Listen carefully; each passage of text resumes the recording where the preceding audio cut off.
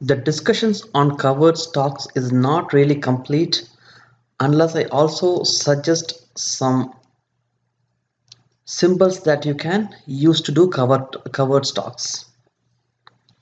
I will always call tier 1 example as those with very high liquidity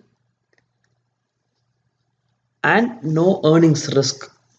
Yes, some of them have dividends, but they don't have any earnings risk per se.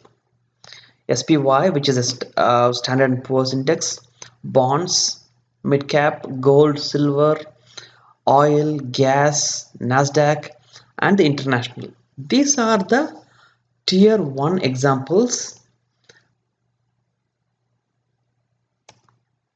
The tier 2 examples are those they do not have necessarily earnings risk, but they have some sector risk.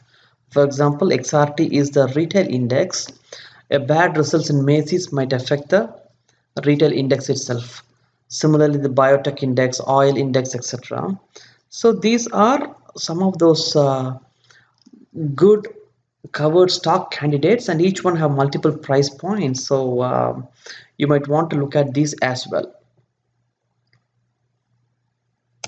I generally try to avoid anything that has earnings. The reason being that sometimes a stock has a bad results and gets severely punished, and if you are owning a covered stock, even though you might collect rent on it, the losses from the price of the stock going down far exceeds that of the premium that you might be able to collect.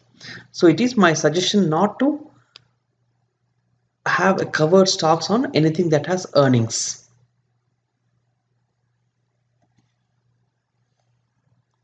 Just to let you know, each covered stock is 100 stocks.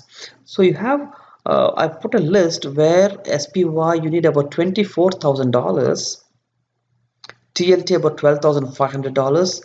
This might be on the higher end for some investors, but then you have silver for $1,500, UNG for $1,000, USO for $1,000, etc., and then EM for $4,500. This might be in the price range that you have based upon your capital. Add it to XRT, IBB, etc. You have a wide range of choices that you might want to consider. That concludes the discussion on covered stock, and be safe and happy trading.